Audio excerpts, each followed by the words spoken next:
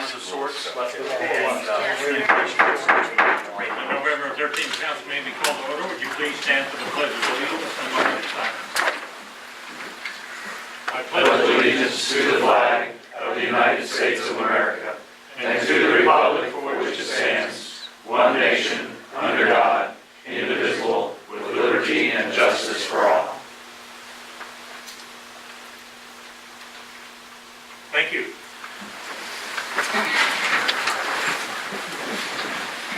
Before we move into the regular agenda, we're going to do a couple of things here. First, the chair will entertain a motion to amend the agenda. Mayor, I make a motion that the City Council amend the agenda of its November 13, 2017 meeting by amending item number 10 to include KSA 754319B6 relating to the acquisition of real property as an additional justification for entering into an executive session. And what type of time? Well, we won't do that until we do before we get to number 10. Second. It has been moved and seconded to amend the agenda. Would the clerk please call roll? Adams? Yes. Gillum? Yes. Malott? Yes. Shriver? Yes. Stay. Yes. Thank you. First item on the agenda after that will be the approval of the minutes from October the 30th. Mr. Mayor, I'll make a motion that we approve the minutes as presented. Second. It has been moved and seconded to approve the minutes as presented. Would the clerk please call roll? Adams? Yes. Gillum? Yes. Malott? Yes. Shriver? Yes. Stay. Yes.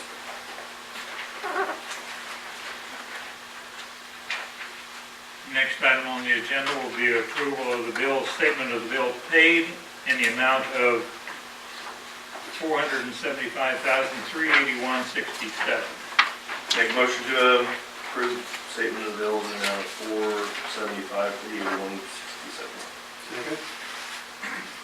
It has been moved and seconded to approve the statement of the bill paid. Would the clerk please call roll? Adams? Yes. Gillum? Yes. Malott? Yes. Shriver? Yes. Stay. Yes. Okay, and now before we move into the comments or requests, or do you want to do the introduction? Well, I can, or if Tammy would like. We wanted to take this opportunity to introduce our new code enforcement officer. She's not really new. Carly, if you'd like to stand up, and I'm just totally drawing a blank. I want to say bring them. Bring them. Okay, I was like, I just didn't think I was right. So Carly has been with us in the Parks Department for probably a couple of years. Did you work within parks? At least over a year, I know. So Yeah, 3 years. and so worked there and finished her degree, St. Mary's, right? And was involved up there with athletics as well, and decided to join us on a full-time basis. So she decided to take the easiest job in the city, being code enforcement. And I know she is learning by fire, so to speak. So we're glad to have her here. But I just kind of want to put a face with the person, because I know code enforcement is something we talk about, and we just wanted to know who that person was. So Carly, thank you for being here. I'm not sure she's going to stay around for the whole meeting. She doesn't have to. I don't blame her. And she's welcome to if she decides. You're welcome, Carl. Welcome to have you. Thank you. Next item on the agenda will be requests or comments from the public. Okay, there being none, we'll move on. The next item on the agenda will be consider resolution 2017-18 regarding gap waiver for 2017 audit. Oh, you get to talk about the gap. Okay, go ahead.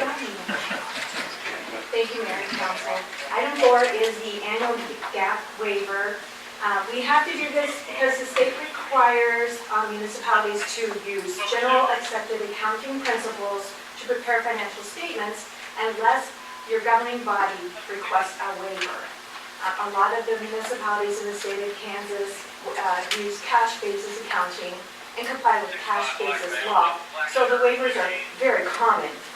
The cash basis accounting is the standard for the city of Edwardsville and has been for many years. We have prepared all of our financial statements and reports using cash basis. So we recommend that the council approve and adopt resolution 2017-18. I just always like to add this caveat. It doesn't mean that we don't follow good accounting principles, it's just the reporting. Otherwise, we have to report under both GAAP and cash basis, so that it's some of the cost. So I always give that caveat. Yes. It doesn't mean we're waiving good accounting principles following this. Mr. Mayor, I make a motion that we adopt resolution number 2017-18 regarding a gap waiver for the 2017 audit. Second. It has been moved and second to adopt resolution 2017-18 regarding gap waiver for the 2017 audit. Would the clerk please call roll? Adam? Yes. Gillum? Yes. Malat? Yes. Shriver? Yes. Scott? Yes. Next item on the agenda, thank you, Michelle. Cheers. You're going to do the next one too. Okay, just stay right there then. Consider selecting, yeah, this is the new day. I'm next. Okay, I wondered why you were hanging around. Consider selecting Windling, Noe, and Nelson and Johnson LLC serving as the city's auditor for the year ending December 31st, 2017. Yes, thank you, Mayor and Council. Item 5 is regarding the audit services for year ending December 31st, 2017. We have received our engagement letter from Wendling, Knoll, Nelson & Johnson. They are proposing a late April 2018 start date with reports issued no later than May 31st, 2018. We hope to have audit results to the council then by the first meeting in June. It gives us audited figures for the budget process. The cost of the audit is $100 more than the cost of the 2016 audit. It will be $12,100 plus a $150 state filing fee. As a staff, we've been very happy with working with Wendling, Knoll, Nelson, and Johnson on prior audits, and we recommend that you accept their engagement letter.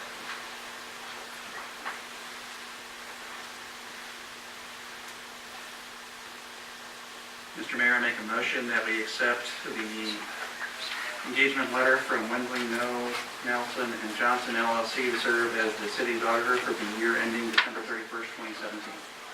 Second. It has been moved and seconded to engage Windling, Noe, Nelson, and Johnson LLC to serve as the city's auditor for the year ending 2017. December 31st, 2017, excuse me. Would the clerk please call roll? Adam? Yes. Gillum? Yes. Malat? Yes. Shriver? Yes. Scott? Yes. Thank you. Thank you. Next item on the agenda will be to consider recommendation of approval from the Planning Commission regarding a special use permit for temporary lodging at 10326 Richland Avenue. Good evening, Mr. Mayor, members of the council. As the mayor has mentioned, this is a special use permit application for 10326 Richland Avenue, case number 2017-017 SUP. This item was applied for back in August 23rd of 2017, by the applicant and owner, Ms. Erin Harbs. Erin's here tonight. If you have any questions regarding the operation, then before you for consideration for a special use permit. The application is for a temporary lodging facility. You're going to notice that our language is changing a little bit about this. You may more commonly know these things as bed and breakfast, but with the new internet platforms, with Airbnb and some of the other items that are out there, what's been happening with the way we look at these items is we consider them temporary lodging facilities. Okay, that covers a gamut now of different activities beyond the traditional bed and breakfast. This property is zoned agricultural residential, and within that zoning district, bed and breakfast or temporary lodging facilities are allowed with a special use permit. We are aware of 2 other facilities that are currently in Edwardsville besides the one proposed, and we have notified those property owners that they will have to go through a similar process as to what Ms. Harbs is going through tonight with the special use permit. The property would still be utilized as a single-family residence. Temporary lodging elements would use the existing facilities on site, including 3 bedrooms, as well as some of the recreational facilities that are there. No expansion of the building is being proposed, nor any expansion of the facilities at this point in time. On October 18th, 2017, the Planning Commission held a public hearing in regard to the item. We had one person that spoke in support of the application beyond the applicant, and the staff had recommended approval with 3 conditions. The Planning Commission concurred with that recommendation and has placed before you a recommendation to approve the special use permit with the 3 conditions identified in the staff report. I'll just briefly hit upon those. One, and this is more for clarification, everybody understands, the special use permit would be permanent, okay, so it's not it doesn't have an expiration date to it, but it is assigned to the owner, okay? So if Ms. Harv sells the property, the special use permit would have to come back through the system with new owner or new management so that we can see what that facility would be operated as if that were to ever occur. The second condition is that any change in the operations or functions, improvements, enhancements, or expansion of the facilities beyond those that are described in the application material will be subject to a review and approval of the city prior to implementing such changes. So if Ms. Harves wants to expand the bed and breakfast activity and add on to the house, this permit would have to be amended to approve that activity. And then finally, they'll meet all applicable municipal, state, and federal regulations and permanent license requirements. This operation would have to have a local business license attached to it as well. I stand ready for any questions, and as I mentioned earlier, the applicant is here tonight to answer questions. How much is the business application? Business license, I believe, is $185, so $85 annually. Should this be subject to the room tax that we have? Yes, as part of the business license, they'll have to file a sales tax, basically, application or form that comes from the state, so they have to provide that tax ID number, so we would have a sales tax attached to this. Oh, so there is a bit. Yeah, it would be handled just like any other lodging business. So it's applied just like a hot tax? I mean, it's a Yeah. transient guest tax, That's- which is That's my understanding, and to go a little bit beyond that, especially the platform Airbnb has an agreement with the state of Kansas to do that. So that's what triggers some of this activity. Thank you. I have a question, why is it permanent? Generally, with this type of an operation, we could have a 1-year, a 3-year, or a 5-year, or permanent. Generally, when we have this kind of small business operation with one owner on kind of a limited basis like this, we give it a permanent because any type of investment that they make, if they have to keep coming back through the special use permit process, that can be kind of a hassle. Now, what you have as an option all the time is if we receive complaints from the neighborhood or some other business practice element to this comes into play, we can bring that special use permit back for review and potential revocation of the permit. So even though it's being a permanent recommendation, we still have that ability to revoke that special use permit if they do not follow the conditions and the laws of the city. Are there any more of those there's no more of those in Edwardsville, is there? There's 2 others that we're aware of. And are they both They're on the Airbnb platform or on one of the other internet platforms. And are they on permanent special use permits? They do not have special use permits yet. That's why they've been notified that they need to come through this process. They've been operating without a special use permit. And the sales tax number, the collection of sales tax, that type of thing, for the other two? I do not believe that we have a business license for them either, because that's what was included in the letter too. So all of that will be dealt with as those people come forward. Have we given them a timeline? We did. We gave them about 10 days to respond to the letter that I sent. I believe it was just the early part of last week as we became aware of this. And after that, we will actually go through a code violation process, which will go through Carly's office.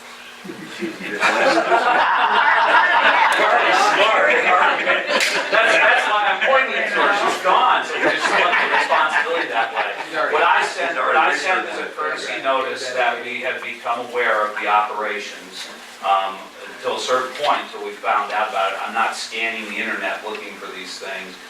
We had a person that had contacted the city about these other operations being advertised on the internet. We took a look at the addresses of the properties. That's how we found out about the operations. So I sent a courtesy letter to them to try to bring them into compliance under the normal process. So what I'm hopeful of is that we will have those 2 owners come in under that process and not have to go to a code enforcement situation. owner occupancy?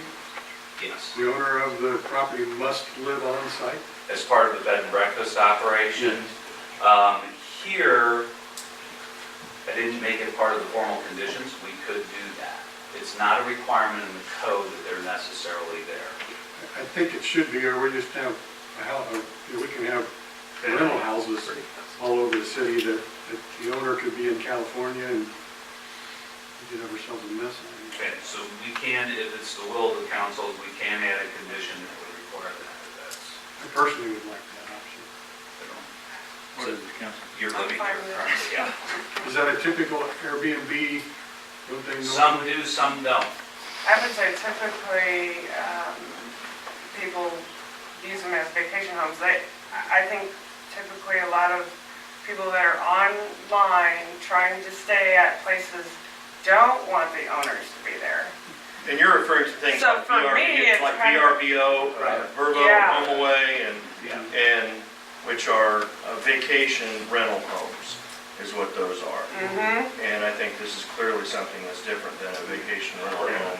Aaron, just for the record, would you please give his name and address since we have you speaking? Yes, I'm Erin Harves, and I'm at 10326 Richland Avenue.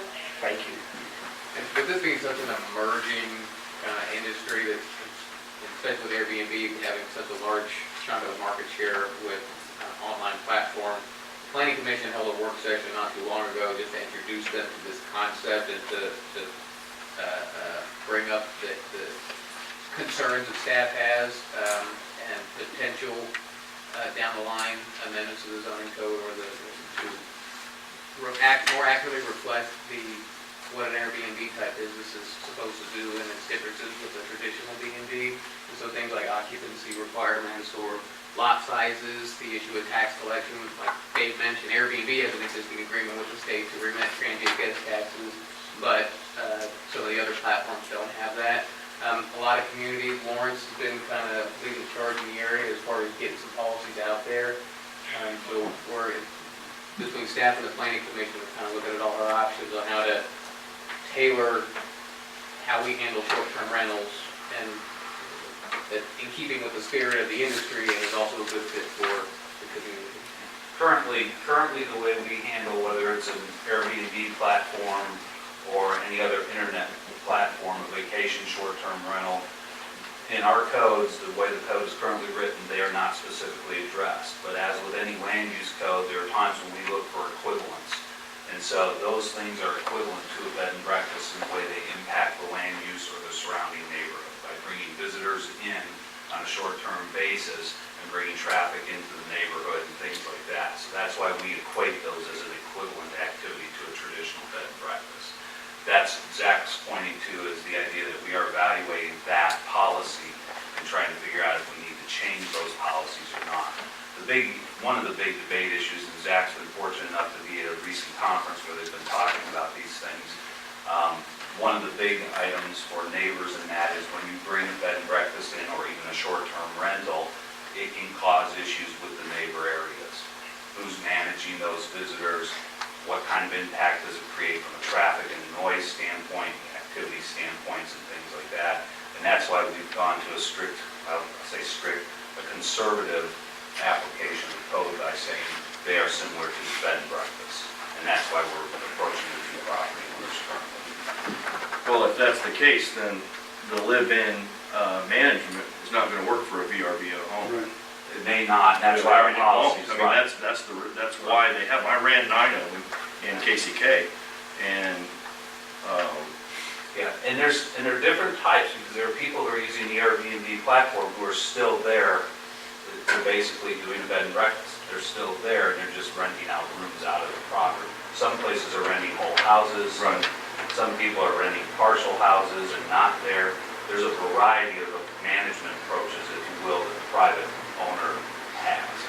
So, and our codes don't address all of those options that are out there. Is that from your conference and your research, are they making a distinction between like an Airbnb room rental type of thing as opposed to a whole house rental?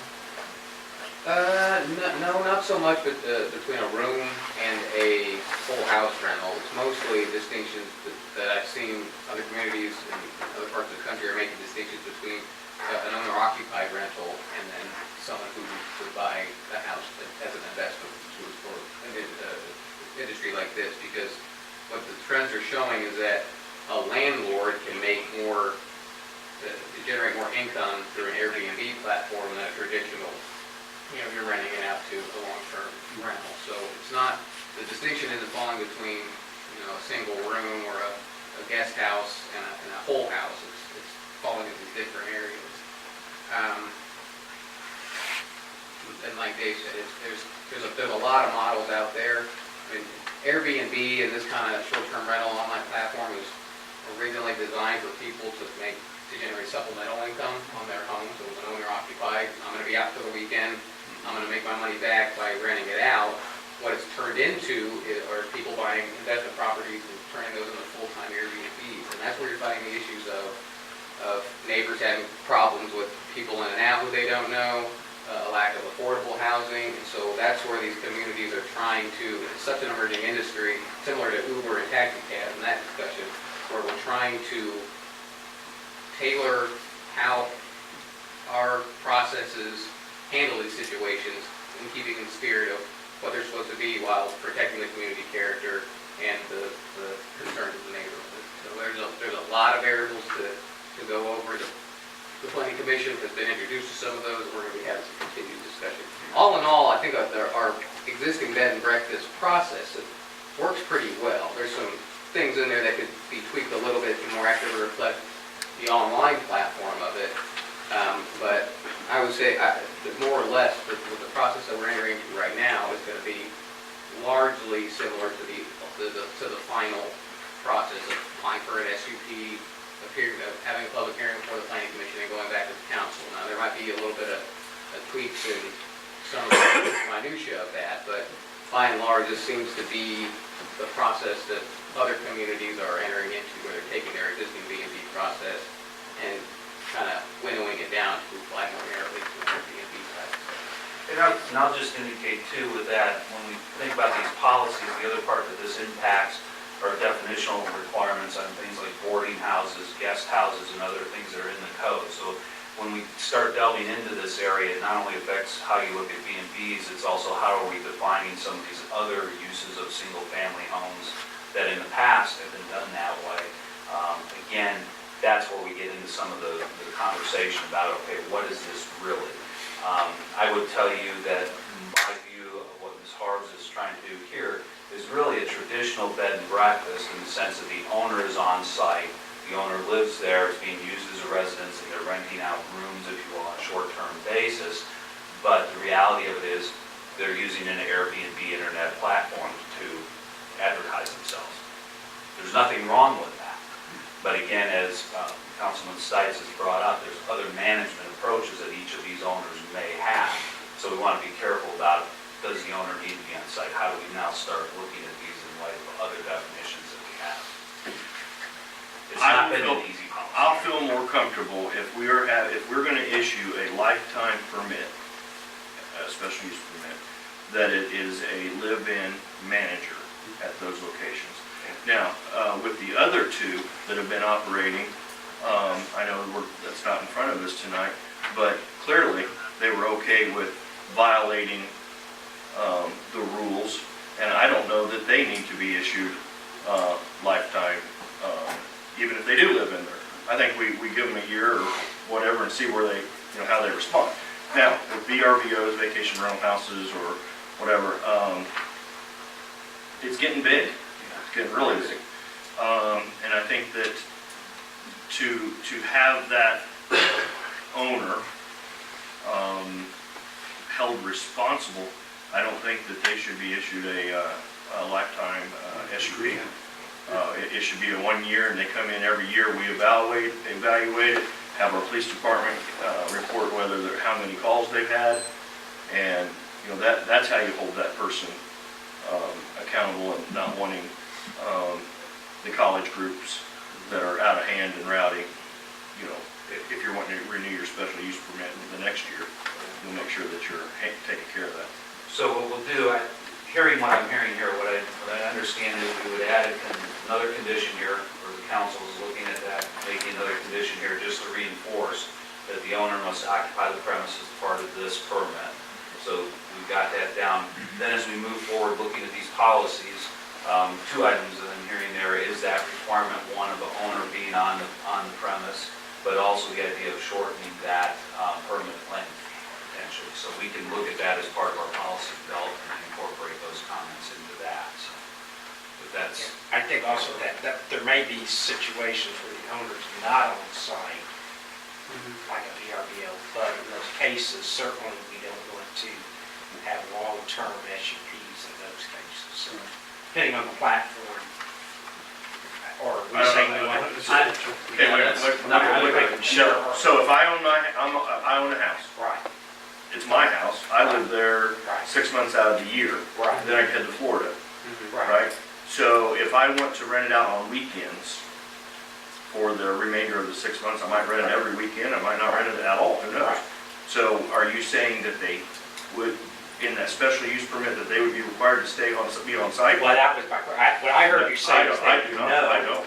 That's what I was trying to clarify for Dave, because Right, Thought I just heard you on say the like- bed and breakfast, if we're gonna issue, I'm saying if we're Okay. gonna issue a lifetime SUP, okay, got it.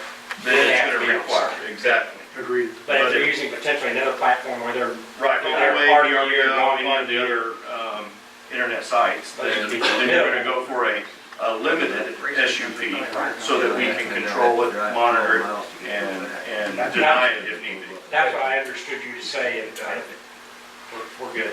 Okay. Are we clear? Yep, I think so. I wanted to make a comment or two. I think the house was originally, I think there was a bed and breakfast in that house. Yeah, there was.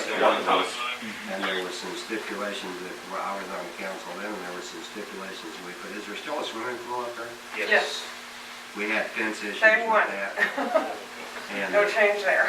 I guess my concern would be, and, I'm agreeing with you guys, on all that residency and all that.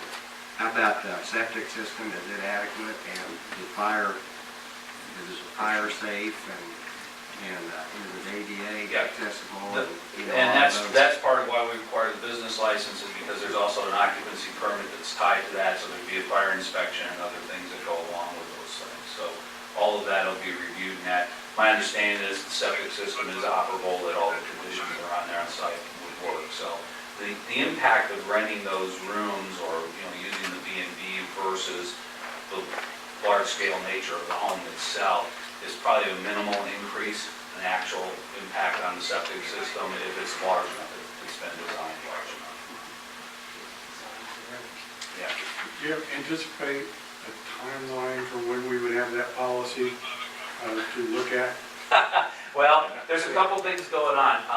Lawrence actually is, as we're kind of looking at this, not that we are Lawrence, Kansas by any means, but they are a little bit ahead of us, and so we're kind of monitoring them, and they are actually looking at their policy tonight, I believe it was tomorrow night. Okay.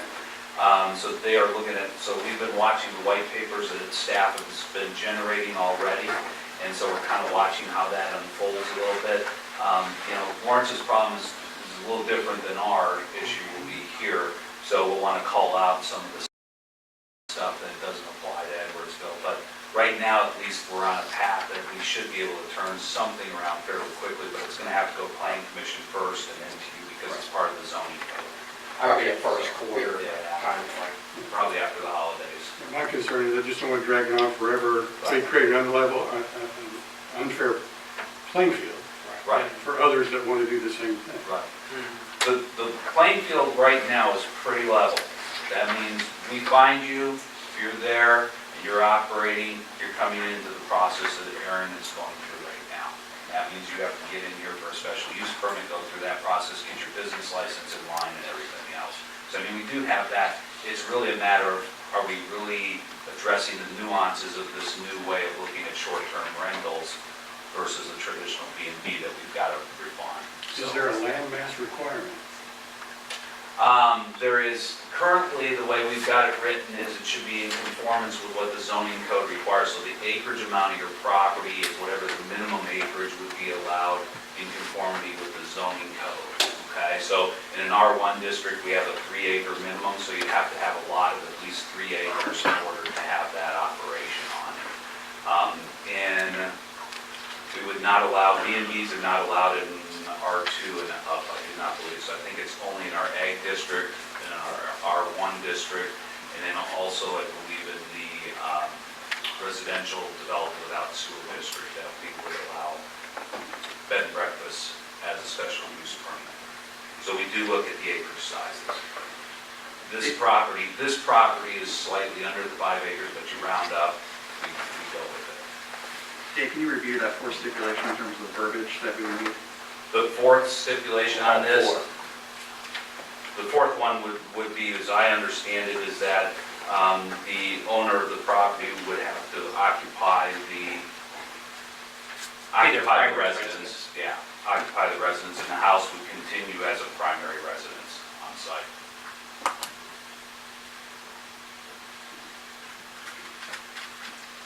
You're gonna make a motion. I got it. List them all. I wouldn't go to, I was gonna say, with the stipulations set forth, but go ahead.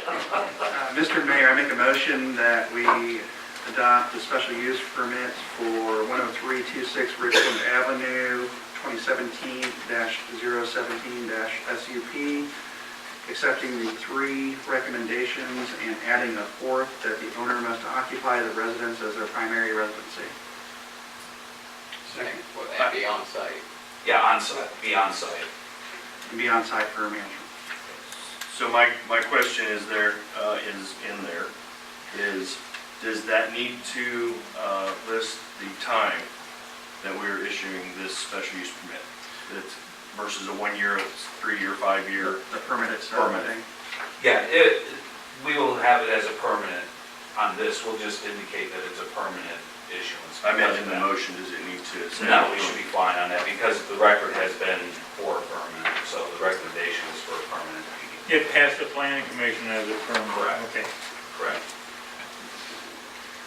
I'm not going to repeat all that motion, I'm just going to say it has been a motion and a second to approve the planning commission's recommendation for a temporary lodging permit for 10326 Richland Avenue. Would the clerk please call roll?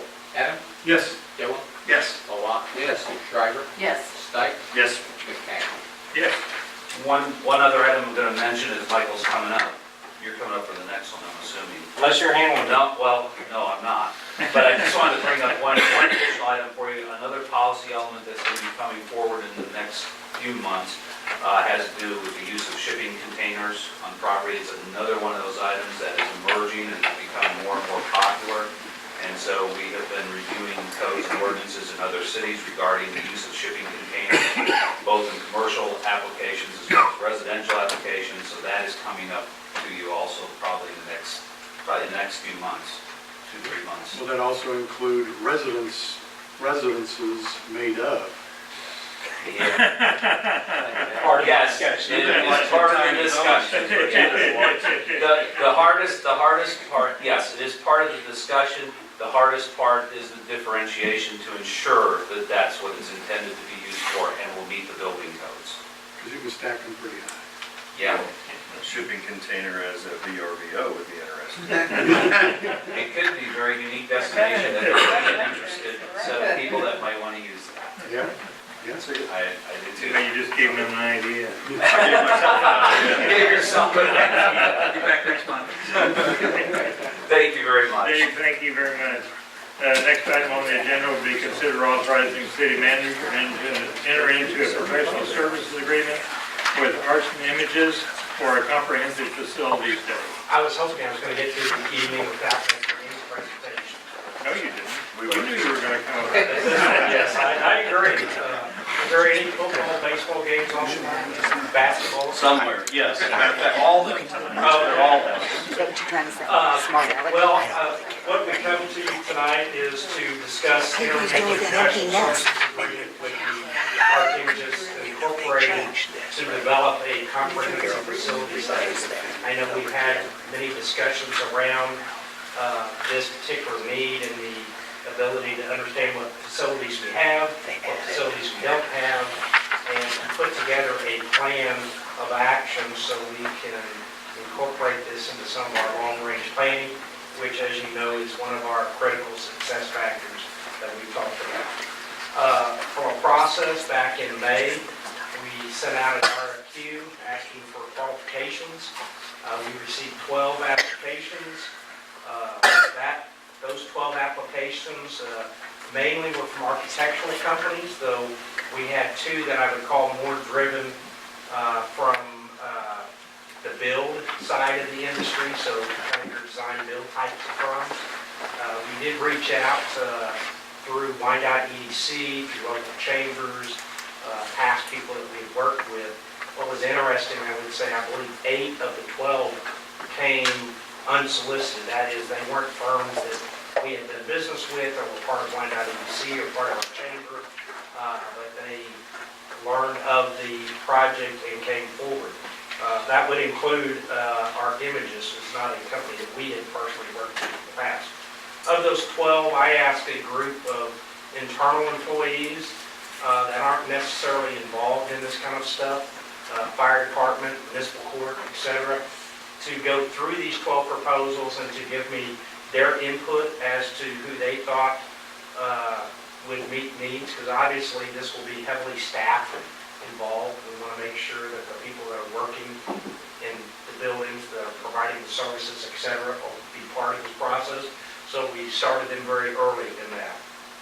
From that 12, we narrowed it to 6, and those 6 were actually interviewed. They included myself, Dave Knoppick as the planner, and Mr. Malott representing a council representative in this process. I will say that 2 of those firms, one of those would be, I would put in the design build firm, which was KBS, who did the work that we had done in the front of the office. They were a contractor in that particular area. And Arc Images really rose to the top of those 6. And then we asked them to provide us some additional background, and based on the discussions we had, we never said, here's the budget, because we didn't want to limit the discussions. But we felt like after those that we would say, if you had a $25,000 budget, which we felt was reasonable, what could you provide us in scope of services? And based on that and kind of how they approached the project, we felt that Arc Images was the clear winner in this process, and that is who we have before us tonight. I will say one of the things that Arc Images, and Mr. Malott may wish to speak to this, but I think one of the things that we appreciated, because this has been a bit of a fluid process. We've certainly had changes even since we started this project as to what we may need or where we may be. Even some of the discussions that have come out of the K-32 Connecting Edwardsville program as far as potential sites and locations, and how does this potentially work in a broader scheme of where do we put our public dollars, where's the best places to invest in. But one of the things that they provide is kind of a 30-day ramp-up period. So in the first 30 days of their project, they basically will start doing some of the interviews and getting the information somewhat as a free service. Obviously, we're engaging them, but it will help solidify the scope that we're making sure that everybody's on the same page. And if for some reason we were unable to reach that, we would kind of stop the process. So they have this, they have a word for it, I was looking for it, but they call it a 30-day fast track. Fast track. So we think that will be very beneficial. We do have with us tonight Kyle Morrison, sitting right here, who is represents the firm, I believe is a director in the firm, is that correct, as an architect? So if you have questions about the firm or their abilities, we certainly can answer those. Again, I know it's always difficult sometimes to spend money on planning because we want to have physical things, but it's difficult to know where and how much we need without doing some of the background work. And so we feel this is a process that we need to engage. Thankfully, we've moved to a place as the community that we can do this, because as many of y'all know, years ago, it wasn't even really a thought process of spending time looking at long-range planning. And now at least we have some ability to do that. So our recommendation would be to engage architectural images in an amount not to exceed $25,000. And we stand for questions. And again, Mr. Morrison's here that can answer questions about the firm. Maybe billing you on a time basis, so that way if the project takes less than $25,000, we know the unit cost and have that. We can provide all that breakout in the contract, yes, and yes, that's the intent, is that it's time and material. You make mention here that you would touch base with all departments and buildings. Yes. I would ask that the council members be involved and have Absolutely. input as well. Yes. I hate to interrupt, but would you give your name and address for the record? My name's Kyle Morrison. The firm is at, here, Mr. White. 14205 West 95th, Lenexa. Thank you. Yes, we would engage the council in that process too. And the last facility study that you guys performed was with what city? Well, I'll tell you, I've been with the firm about 4 months, and I honestly can't answer that question. I will say, well, I'll just add that, so some of the ones that we thought was very similar was Olivet, Missouri, similar size city, did a similar project. They're over near the St. Louis area, around, I think, 9,000 population. They've done some work with Prairie Village, Kansas, on some facilities over there as well. Prairie Village is a fire station that we just did. The Olivet experience is very recent, and that's more directly what we're going to be doing here. And that was a population of 9,000? I think Olivet, not that.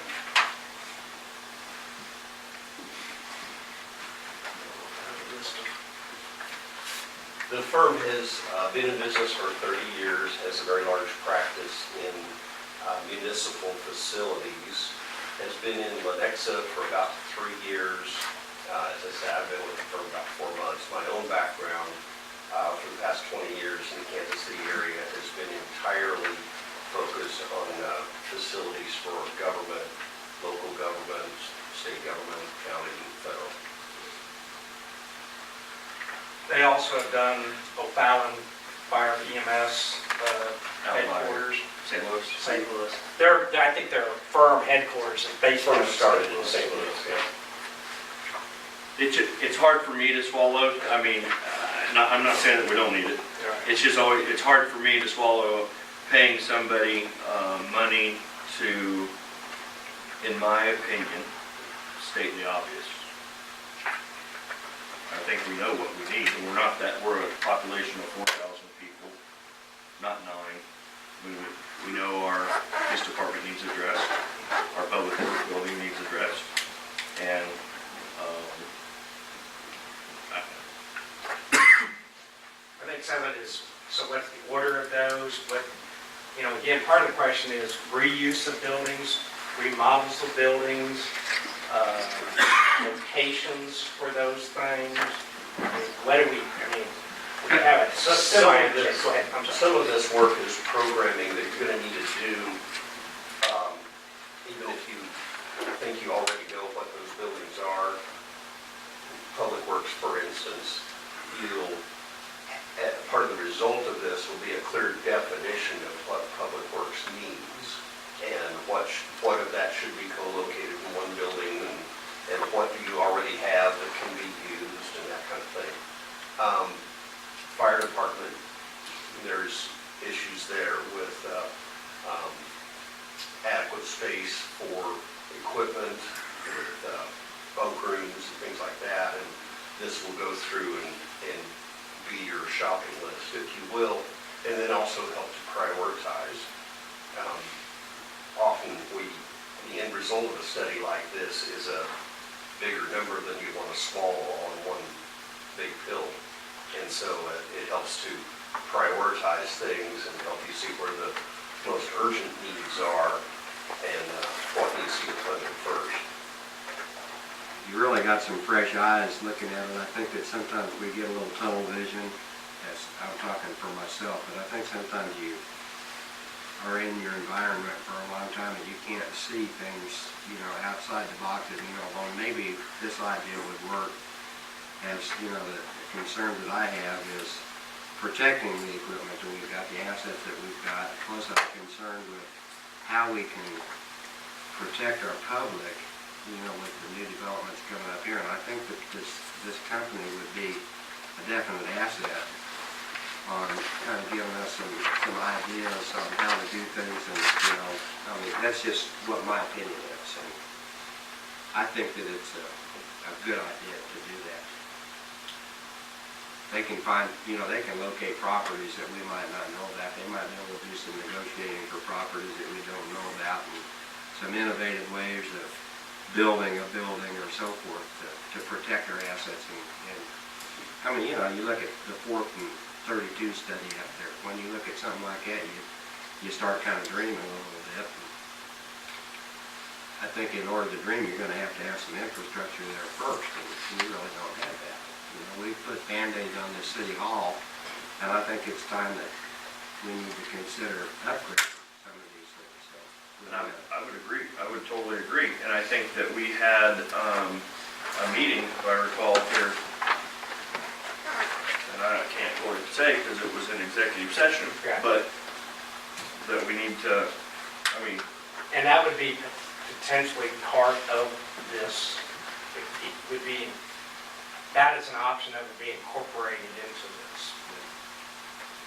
So I would say this, and I see Mr. Gillum, I think, has a question. Yeah, I think part of what I hope this study that you're going to deliver back is just not what do we need today, is what does the community need 5 years from now, 10 years from now, 20 years from now, kind of that bigger picture look and projection.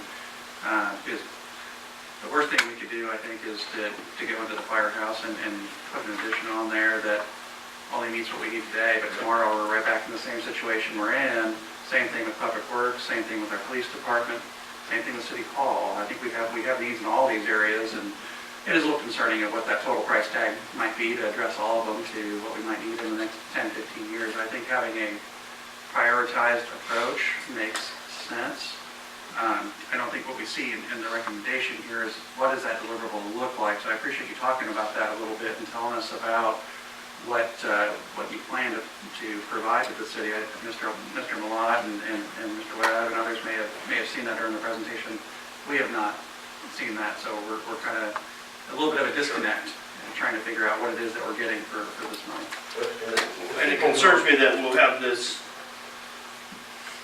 study come back and it's not something that's even attainable for us. See? That's how you know the train was coming through. It was so quiet, why do we get it quiet so? No, I think that's, But I'm saying, that's part of our mission though. That's part of Your our help us with task funding? is to Is that part of your is to mission? help keep us you with funding? within your means. Come up with reasonable and relevant solutions and not just blue sky things that are never going to happen. The gentleman earlier said he's not going to give you a 300-page master plan. We're not either. We're going to narrow this down to what Well, I can really put a large works. number on a narrow paragraph. I can put a large number. The difference between wants and needs, sometimes we take that to mean that the wants are bad things because they're not needs. Well, we have to weigh all of that, and we weigh budget in everything that we do along with quality and time, and those three balls we juggle as we look at these planning studies to project out 20 years. What do you need? At some point, you probably need another fire station, as an example. And I agree. And do we, here, I don't want to sound argumentative, but do I need somebody else to tell me what I already know? Can I- Yeah. can I address that? You know what I mean? You Yeah, know, let me address that. One of the benefits we've had in the past on some of the studies, like we did a park, gosh, 8 or 9 years ago, we did a park and sports facility planning project. We went out and measured the roads, and so we knew what scale. And what it does is it provides the citizenry a authorized, straightforward, third-party document that says, this is what we recommend. And so it doesn't become, I have a pet project and so I ram it through because I think it's going to be the best thing. It is a third-party approach where we can look a citizen in the eye and say, you know, this organization recommended it, you know, in this process. And we'll make, it's not going to be exactly the same, but it gives us a roadmap that we can say the experts took a look at it, not me, a sales guy, recommending it. It was an expert that took a look at the problem, analyzed it, and developed a response that we can present to a citizenry with integrity and in a non-biased situation. I think what we could all look at is say, yes, we need space here, yes, we need space there. I think what I'm hoping the study would provide for us is some more definition as to how much and when. And what is the path we take to get there? Not just, that's what I see the difference between this study and the first one we heard was, that's more of a dreaming study. This is more of a comprehensive. This is what we're recommending and this is how you can get there. The first one is not telling us how we can get all that the stuff. study, the one previous time. Yeah. I think this one will give us how we get there, if I'm not mistaken. Is that correct? But I'm not sure what you mean by how you Well- get there exactly. If you come up with a recommendation of a beginning and an end, this is first, and this is what it's going to take you to get there. It's going to To get that done. like prioritize some needs and some, Right. and some ways of getting there. Just like the process we use to evaluate our streets. Exactly. I mean, I think what we said, and we don't want detailed floor drawings, right? So we're not asking to do design work, but take the existing fire station as an example. So we know we have the problem with housing people, but what's the best option to achieve that? So we know we have something there, we know we have a building there. I mean, and so partially, so how do I address housing people, office space, those things? What are those kind of costs going to be? You know, is keeping it even a viable option? Or, I mean, we have a police department, but we know we have limitations there.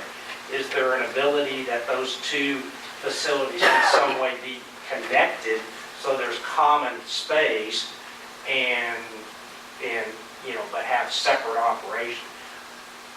We don't have the expertise to go through some of these things. So, you know, how big should an office be? Who should get an office? How much space does each of these people need? I mean, those are the kind of things, and we put guesses to lots of things, but we don't have internally these things. So we come to you and say, okay,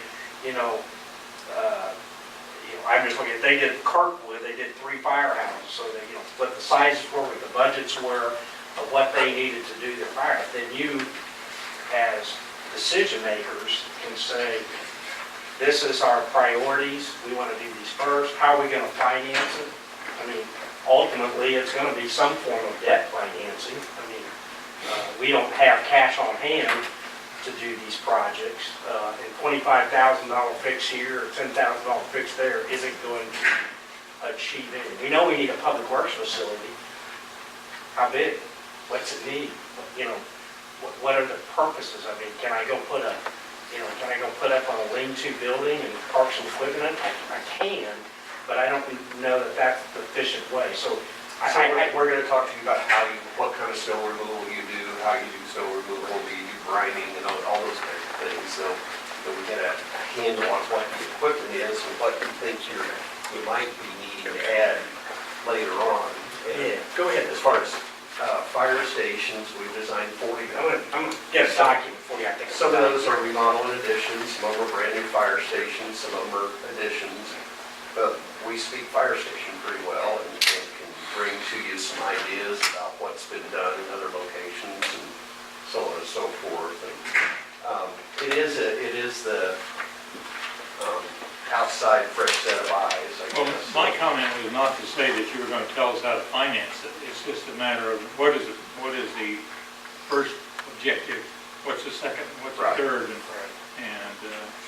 What we're having, That's right. what we're copying Darren, you're right not now. an engineer, so an engineer's going to have to design everything that you're recommending anyway. And they do have access, I mean, we're not asking again for full engineering studies of those, but what's this building? You know, what's its ability for reuse, or is it worth reusing? Or the community center, you know, is it always gonna be a community center? If it is, should it go through some different use? We have the north building that we use for public works. I mean, do we keep it, do we reuse it? If we reused it, what purpose should it be used for? I mean, those things. So what Dave is copying, and we can bring it out here in a second, is I told you that we asked for the firms to provide us a response to what we get for the 25,000.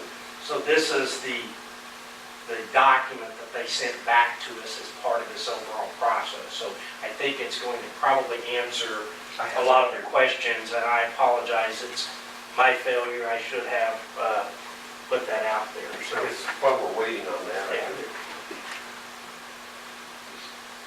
this is just a general overview of who we are and the different markets that we operate in and so forth.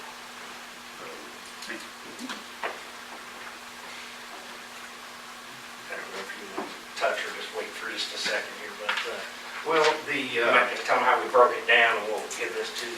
yeah, the document that you're going to get talks about key success components. Start with the existing conditions analysis. In other words, just look over what you have right now. A lot of that's just, you know what you have, but we need to get familiar with it and look at conditions of things and repairs needed and so on and so forth. Talk about code analysis, code research, and locating obvious code problems, especially as they may affect any changes or expansion. And then getting into the programming aspect, and that's meeting with all of the various departments involved to just let them tell us what they need. What they don't have now, what they wish they had, and so on and so forth, so that we can really understand how they operate, numbers of people, amounts of equipment, so on and so forth. And then along kind of parallel with that, talk about adjacency and flow, who needs to be near who in order to operate most efficiently, what are those operational barriers right now that are creating inefficiencies. And one of the interesting things for me in this is I find that when people have been working in a certain way for quite a while, they tend to see the world as it is. And part of our job is to help them to kind of draw out what could be, what could help you operate more efficiently if you had that capability. And then we'll develop some concepts, some conceptual layouts, and go through the phasing. In other words, what needs to come first, and then budgets and schedules.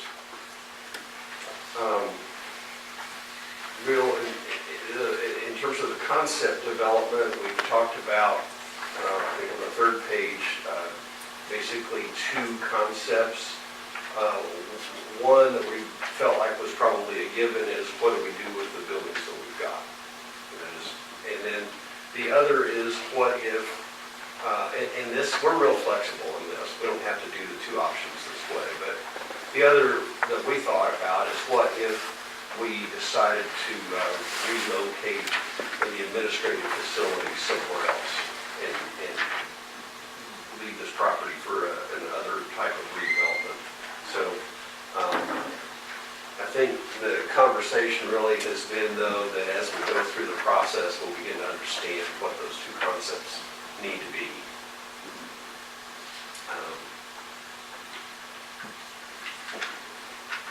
And in terms of schedule, we think it's about a 3-month process, start to finish.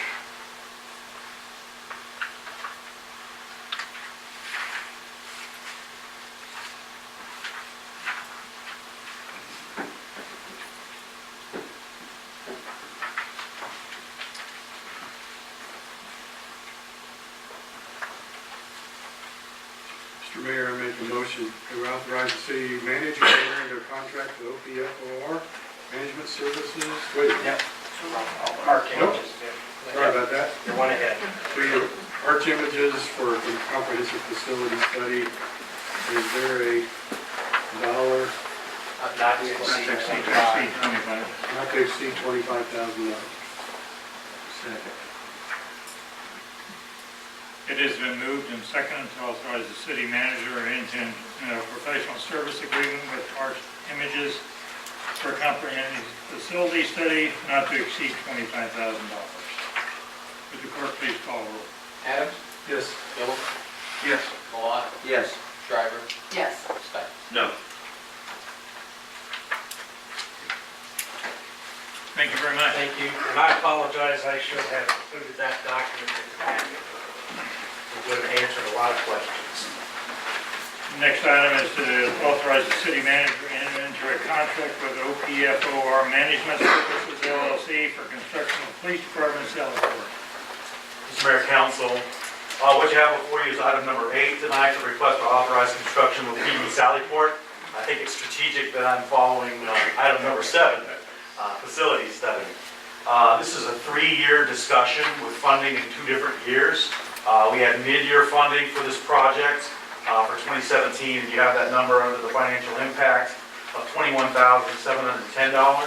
And you see that OPFOR, OPFOR, I've never heard it pronounced, so I don't know if I'm getting it right or not. OPFOR Management Service LLC did submit a proposal, a bid, if you will, for the construction of a 24-foot by 24-foot covered detached garage, otherwise known as a Sallyport for the police department.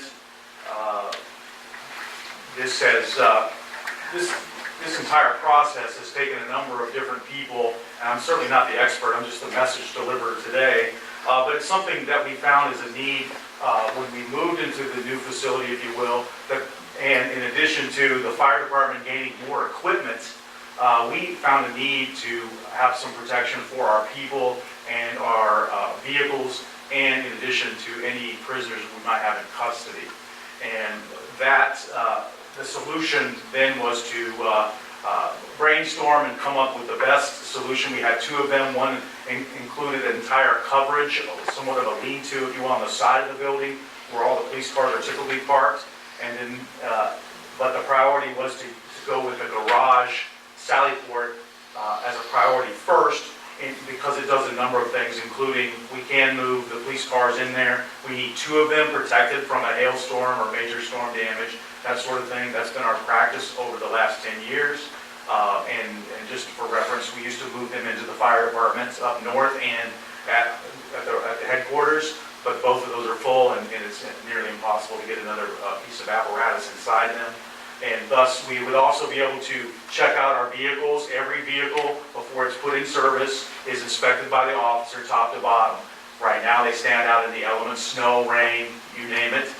They have to do that because they have to know from the last shift that the weapon is in place, that the computers work, all the lights, headlights, all that sort of thing. It's an important process. So what this will do for us, folks, is we will have coverage for our vehicles in the storm. We'll have some protection from the elements for our officers during the car inspections and any simple repairs that might be done.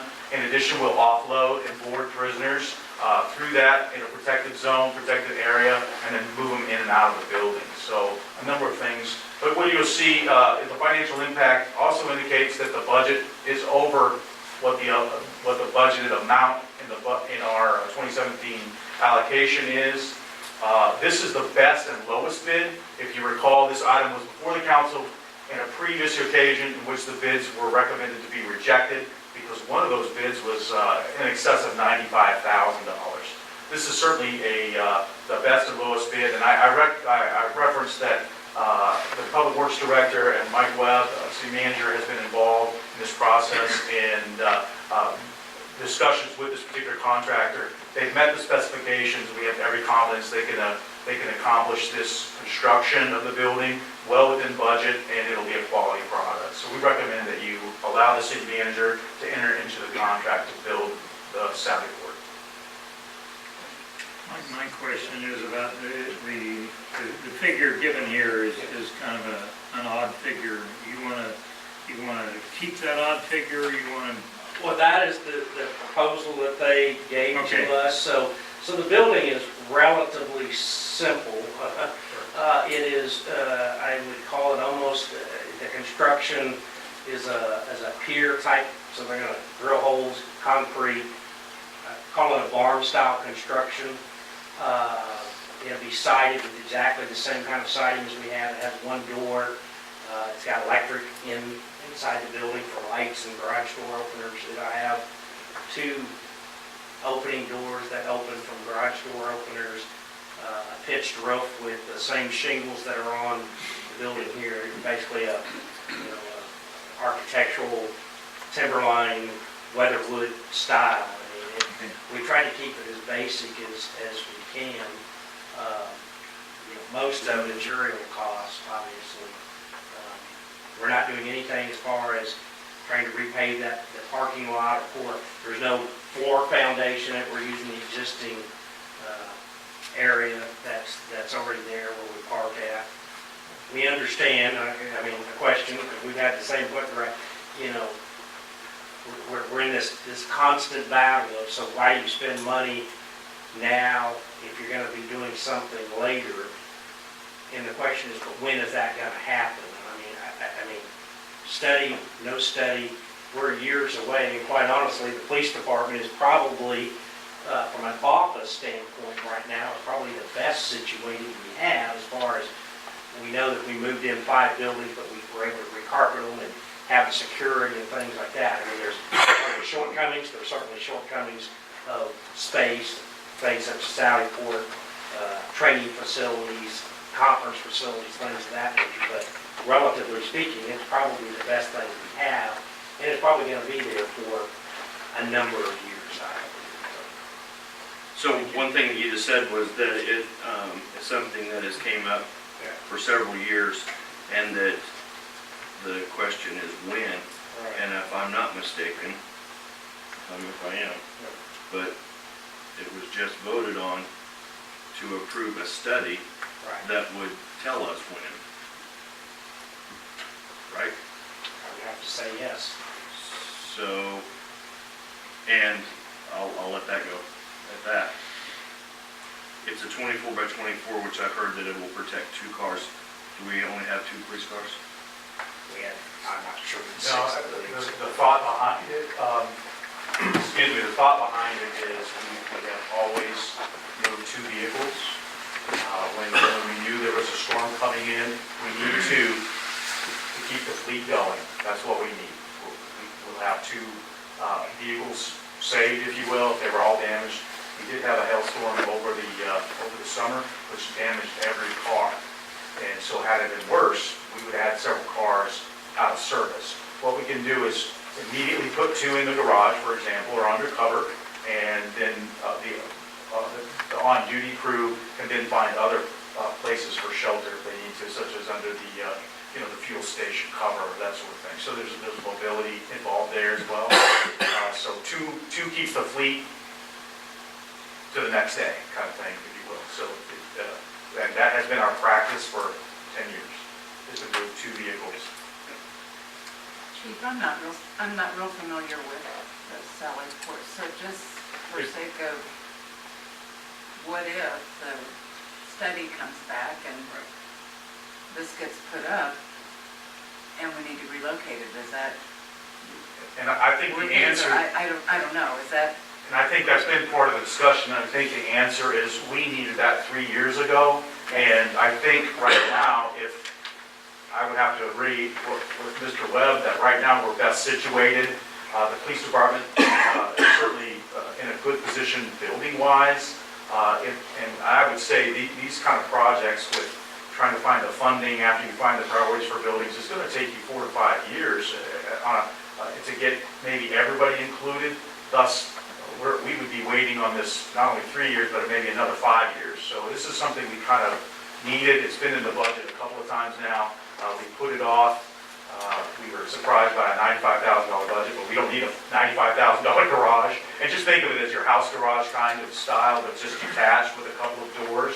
So it'll be similar to that. So How many vehicles are in the police department fleet on patrol division, there are 6 plus 1 in reserve.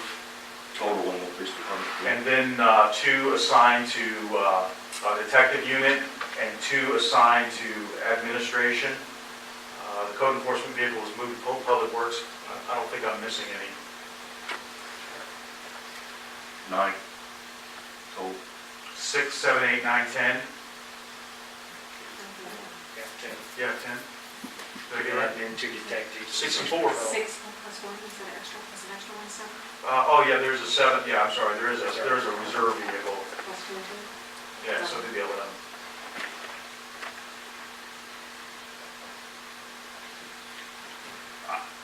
I can't vote for it. We just voted to have a study done to tell us what we need to do. And that was kind of what I was saying prior to the vote, that do we need people to tell us what we need to do? And we have people coming to us right now telling us what we need.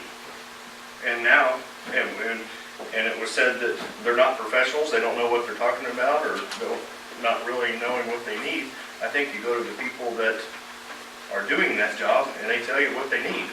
And we've been told that, but I'm not for voting for something and then having a study come back and tell us something that may be different.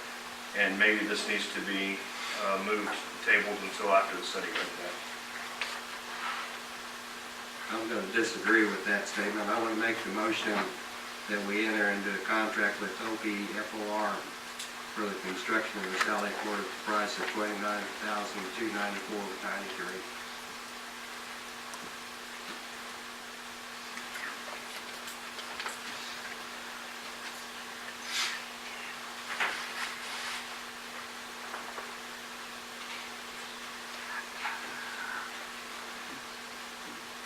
I've instructed the council in the past, make a motion, you can vote it down if you want. But I do not like to have a motion made and die for the lack of a second. I'll second it. Thank you. Then a motion is second to authorize the city manager and enter a contract with OPFR Management Services for the construction of the Sally Port, not to exceed $29,294.93. Would the clerk please call roll? Adams? For the reason of, that Councilman Stites mentioned, and also because of our discussions last meeting and discussions with this meeting, I will vote no tonight. Gillen? For the reasons needed to table this discussion until we have some more information, I would also have to vote no. Malott? Yes. Shriver? No. Beck? No. Motion is defeated. Thank you very much. Next item on the agenda is to consider authorizing city manager to enter into an agreement with Zoll Medical for the purchase of auto pulse chest compression device. If you recall, this was on the agenda and approved by the council in October because we were taking advantage of the sale price. Unfortunately, we still got the sale price. There was an oversight that myself and Tony did not catch. When they sit there and reduced the price down so far, the proposal we gave for $10,900 was short batteries and the compression straps needed for the device to operate. Unfortunately, we sat there and assumed that when they gave the whole bid price, that incorporated everything. Once we sat there and went to place the order, we found out otherwise. So we were short because expenditure over our authorized amount by the fiscal control policies established.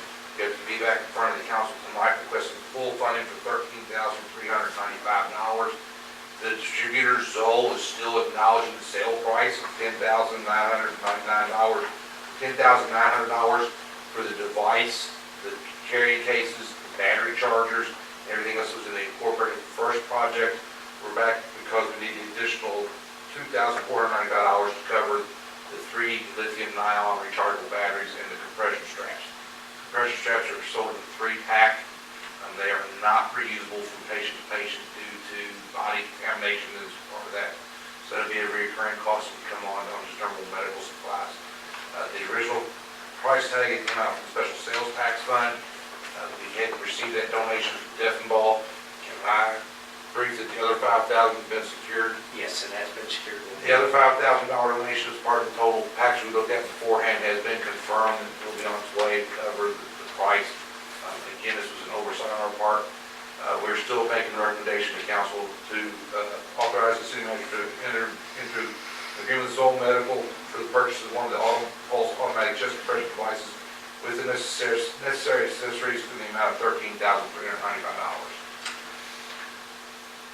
And I would reiterate that it would be fully, while we pay it out of the single tax fund, which is part of the reason it requires a vote, but the funding will be fully from the 2 donations will cover more than 100%. Mr. Mayor, I make a motion that we authorize the city manager to enter an agreement with Zoll Medical for the purchase of an auto pulse automatic chest compression device and necessary accessories for the total amount of $13,395.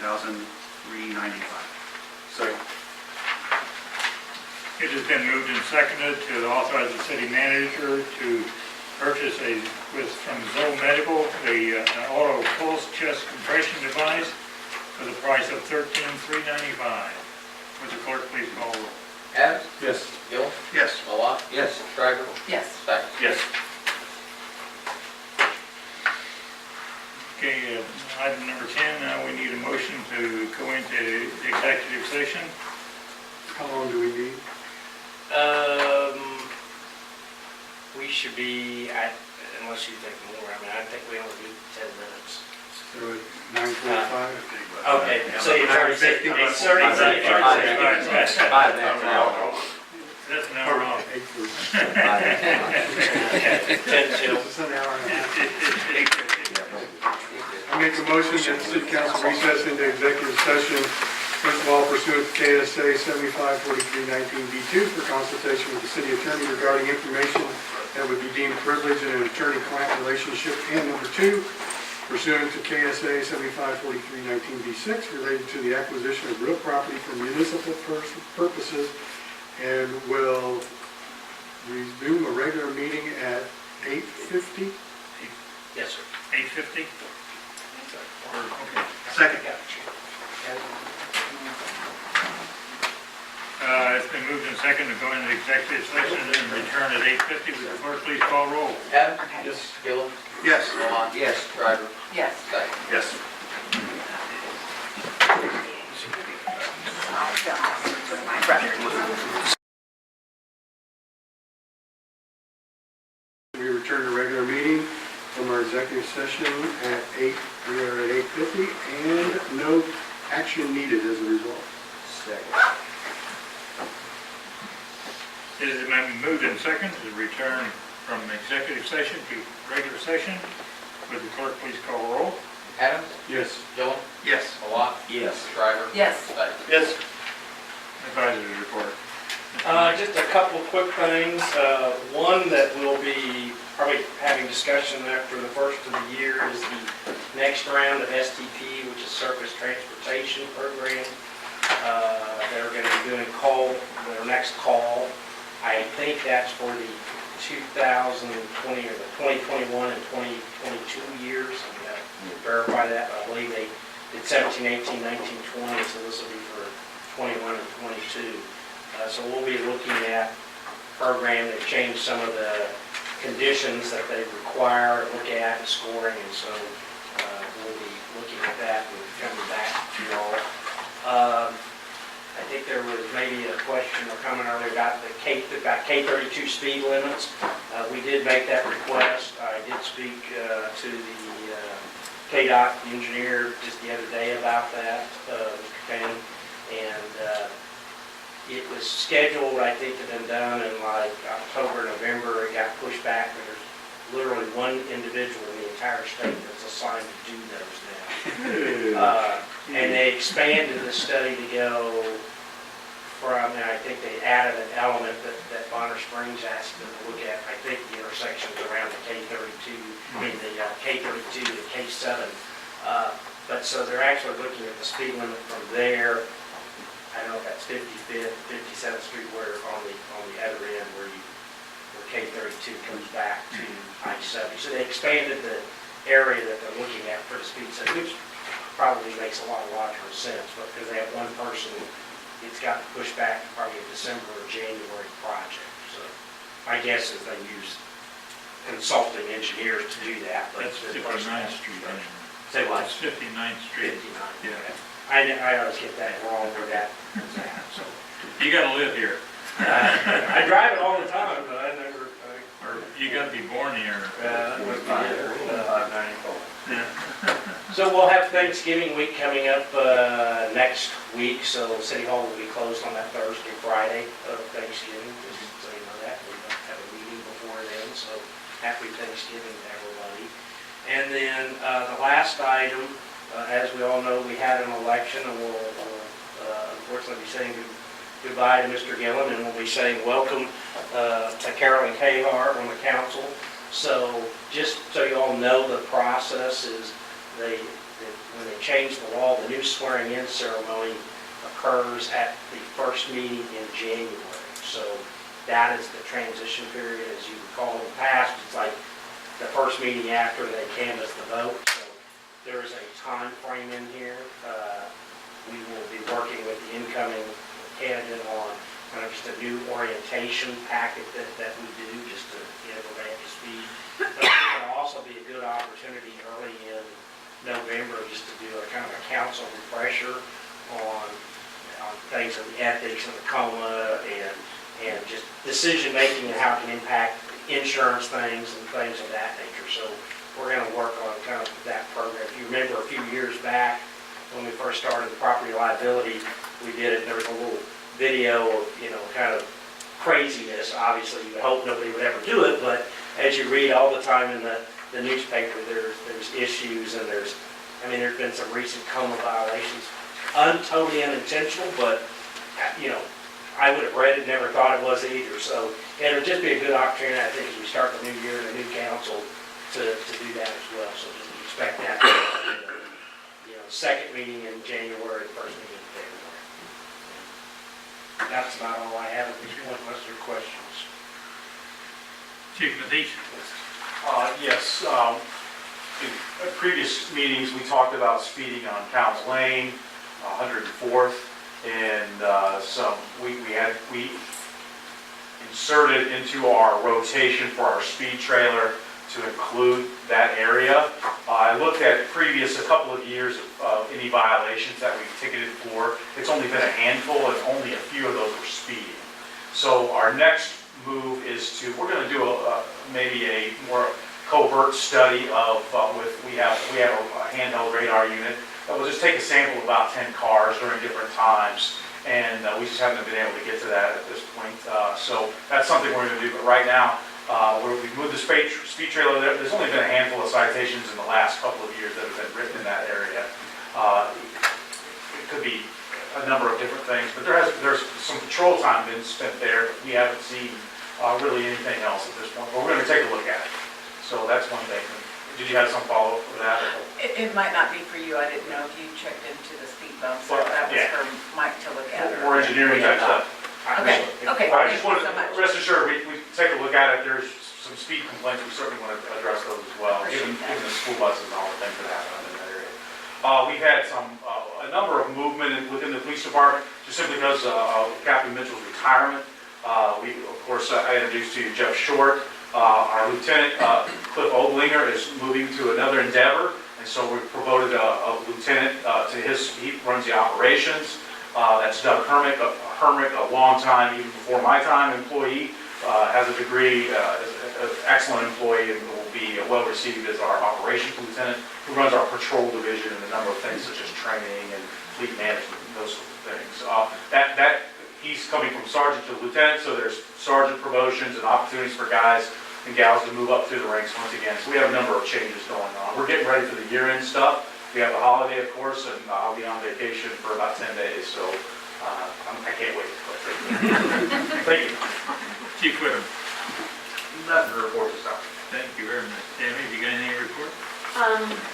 Just I'd like everyone to know that I think tomorrow we are taking ownership of our new tractor that we awarded a couple months ago. And it's been a while getting all the parts and the tractor and the mower all together, but we'll be getting it over tomorrow about noon. And the guys will be on it, and they'll be learning the next couple weeks. And certainly it's going to take, a little learning curve to get proficient, but we do have the equipment coming, and we're looking forward to working it in the most needed areas. Any update on 102nd Street? I mean, No, the project's still moving along. We have some sidewalk to finish. Thursday, they're going to be seeding, so it's wrapping up. Thank you. Okay, I'm gonna go to the normal rotation. Chuck, why don't you start? All right. You have nothing? And Margaret? Couple of things. Can I back up? Yeah. Second. Oh, yeah. Yeah. Jason, I just wanted to, Councilman, I just want to say it was nice to work with you the last couple of years. Good luck on whatever you decide to do. Thank you. Okay. Go A ahead. couple things. Mayor's Christmas tree lighting. Do we have a date on that? yes. 28. Of November? Very good to do December. I know, but He I did have not my have- dates. I he mean, no, did that not was have not to do nice. Because I was trying to look at the calendar. Okay, so we didn't have any Tuesday after. participation in that, or you're gonna talk more about that, or? Well, yeah, we'll start raising, I mean, we put it out on our outlets, and, yeah, I usually leave it up to Mayor to bring it up first, but Okay, I'm sorry. we'll I solicit. just wanted the date in my Yeah. mind. You're okay. I wanted it etched in my, I didn't want to show up December 28th. Off my mind. Happy New Year. Well, you're welcome to. Exactly, exactly. Yeah. We'll just make sure they're turned off at night now. Yeah, you can turn them off. As long as the Parks Department didn't have to set it up, that one awful year. That is mean. And Chief, with these, I didn't explain myself earlier. I think if we're gonna do something, I agree totally that there needs to be something for the police cars, don't get me wrong. If we're gonna do something, I think it needs to be done right. Maybe house more cars, and the possibility that something could move would just be backtracking, so. Totally agree that the police department needs something there, so, but we've just approved the study to show us all what we need. So, that's all. Happy Thanksgiving, everybody. I don't like to have controversy, but I'm still thinking that we need that Sally Port, because I think the comprehensive study is down the road ways. I think it's going to be like a street improvement when we had a phaser. They came in and they gave us a direction to go, and they set the priorities up, and that really worked well for that. But I think at this time, and I'm going to stick to this, I think that we need something to protect those police cars now, whether it's a $29,000 building or whatever. And I think another aspect of that is if they're moving prisoners in and out, there's a certain amount of liability that could happen if something would happen to somebody from the parking lot, like slip on ice, handcuffs or whatever. And that's where I stand on that. So I'm disappointed in that vote, but you accept what happens. I am very happy that we voted Arc Images to come in and do the study. So, but that's where I stand on all that. So. We will, just for reference, so we may look to see what other options there might be for temporary housing and things like that. It is a problem, and so we've talked about that. Staff, is there other place, is there an empty building or something that we can even rent? Doesn't necessarily help totally with that, but is there places we might be able to use? So that's been just an internal discussion for reference. I have a few questions. Edge Hill repair, I know we're working on 102nd Street, but in the neighborhood there, we have the, Yeah, we're still working with the engineer and the contractor to come up with a final solution for that. okay, The appropriate one to make certain that we have the budget to address that. He's going to be giving 3 proposals this week. okay, great, thank you for working on that. I did have I'm excited that we have a codes enforcement officer now to help the city. I know we've made a lot of efforts in the last several years to do some things. I want to recognize, Tammy, your efforts here coming on as Public Works Director, but also taking on codes enforcement, doing that on top of your regular duties, and say thank you for that. I did have a question. I had a number of residents in my neighborhood bring up a question of can a resident store building materials outside their house, in this case a commode, for multiple months. And I don't have a good answer to that, but I figured that'd be a good codes enforcement research project for our... Give me as an address, we'll certainly Yeah, follow up. 10518 Shelton There Avenue. you go. 10518 Shelton. Yes, it's not being used as a planter, so it's building materials currently, so. Look into it. I've had a number of citizens reach out to me with concerns about speeding, and the irony in this is all corners of the city. So I don't even know, Chief, I can tell you the addresses and where it's happening, but one of the things I'm hearing is that Kansas Avenue, since we've done the road improvement project there, has become a raceway. It's a 30-mile-an-hour zone, but I think you could sit there all day and pick off cars going 45, 50. Without the stop sign, the four-way stop, they're not coming to a stop before they're coming down the hill. So there's all that momentum just keeps going. So you almost have to ride your brake coming down that hill not to go over 30 miles an hour. I'm concerned about the safety of that. I know we're waiting on lines to be painted in there yet, but I think speed needs to be addressed in that area. I'm hearing that the Newton and 9th Street stop signs there are optional from a lot of the residents. Newton and 9th? Newton and 9th. And there's a lot of kids in that area, outdoors playing. I'm concerned about some of the speed going through there, not coming to complete stops. A lot of residents saying, hey, we welcome police if they need to use our driveways. We welcome the police in these areas. But if you could just kind of keep an eye on those areas, we'd appreciate it. That's all I have. Okay. You mentioned the STP funds before. I attended a meeting today on the Buck O'Neill Bridge and the crisis that's there, and the state, Missouri State, has given them $50,000 for repairs, shut it down for 2 years, and the economic impact is pretty significant. So the state of Missouri has agreed to $100,000. It's a $200 million rebuild if you want to do a brand new one and realign it and so forth. Yes, the point of it is, while they're basically robbing for the next 2 years, the next 2 cycles, will be robbing $20 million per cycle from Missouri. It should not have any impact on Kansas STP funds, but they should not. So that it's a crisis. It's truly a crisis, and in the state of Missouri, legislature is not funding transportation as it needs to be, so it ends up being a local matter. And they came out with a map today on where people originate and the destinations that go across that bridge, and there's a significant amount of Johnson and Wyandotte County people, as I suspected, that are crossing that bridge. And so if it comes up, there was basically a consensus today to move forward with that plan. Some of the cities north of the river and Kansas City, Missouri has committed that they will not even propose an STP project for the next 2 cycles to support this so that it can go through. There was a question about whether Kansas can help fund, and the legalities of that are phenomenal. I do think that's probably appropriate because we use the bridge as well, but a significant challenge in getting funding moved across the state line. So that wasn't even considered.